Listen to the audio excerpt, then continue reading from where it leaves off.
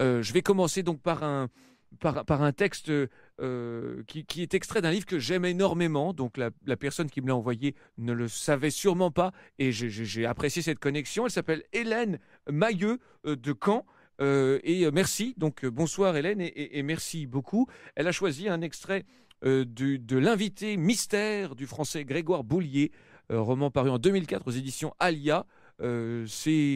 En fait, je devrais vous en dire le moins possible car l'extrait envoyé est celui qui définit un petit peu ce qui sera la structure dramatique de ce livre. Le narrateur, qui est, je pense, très très très proche de l'écrivain Grégoire Boulier, puisque il a écrit 2 livres, Rapport sur moi et celui-ci, qui sont vraiment une sorte de petite merveille d'écriture sur soi, d'écriture autobiographique, vraiment incroyablement ciselée, à la fois drôle et mélancolique. Je fonçais dessus, hein, les livres sont très peu coûteux, vous vous en rappellerez très longtemps, c'est fantastique.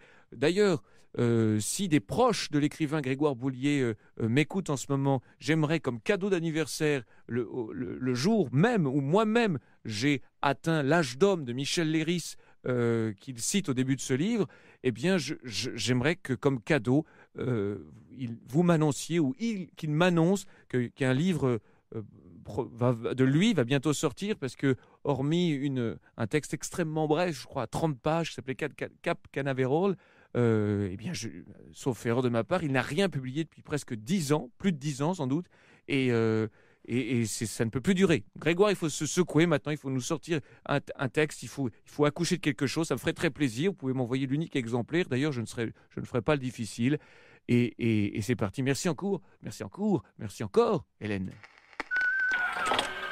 Ce soir, sur Nova, c'est Open Book.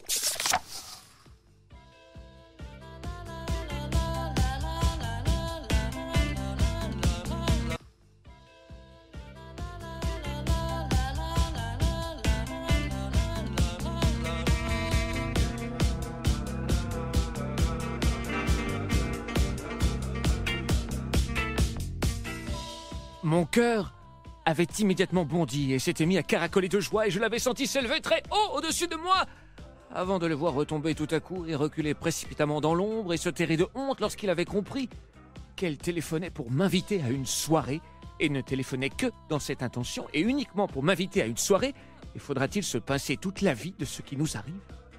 Elle précisa qu'il s'agissait d'une grande soirée et elle comptait sur ma présence, c'était important. Elle me le demandait comme un service et elle eut un petit rire au bout du fil, tandis que je me répétais silencieusement qu'elle n'appelait donc après toutes ces années que pour m'inviter à une soirée, comme si de rien n'était, et que le temps devait tout abolir et Michel Léris être encore vivant. Je fermais les yeux en l'écoutant.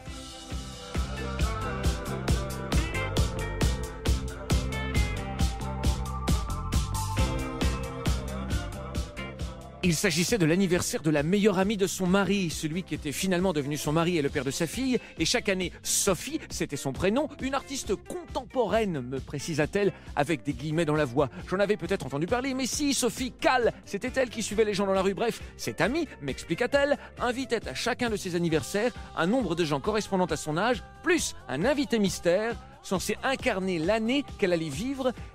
Et elle avait été chargée, cette année-là, d'amener le mystérieux convive. Et elle n'avait pu refuser. Et elle avait alors pensé à moi. Et elle eut de nouveau un petit rire. Et c'était l'unique raison de son appel. Je demeurais impassible à l'autre bout du fil. Fer forgé.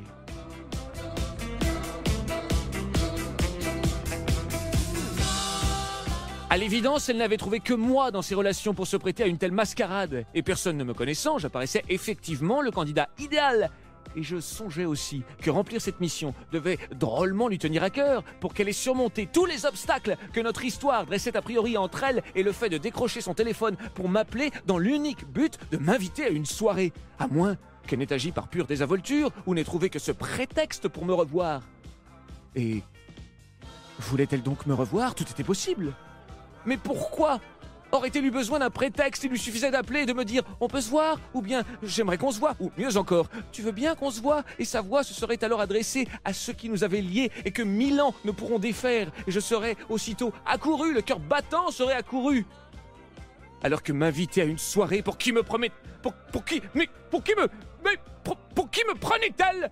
Il n'en était pas question, et assez d'humiliation. Et c'est d'une voix presque enjouée que je m'entendis pourtant lui répondre que j'acceptais son invitation. Oui, je serais l'invité mystère, sans faute, parole, elle pouvait compter sur ma présence. Tandis que tout grinçait des dents en moi. Elle parut aussitôt incroyablement soulagée, et en un instant, ce qu'il y avait de myosotis dans sa voix fut ressuscité, et je notai sur un papier l'heure et l'adresse de la soirée. Puis, sans que je sache comment, elle avait déjà raccroché, et ce que nous avions maintenant à nous dire ne pouvait de toute façon l'être par téléphone.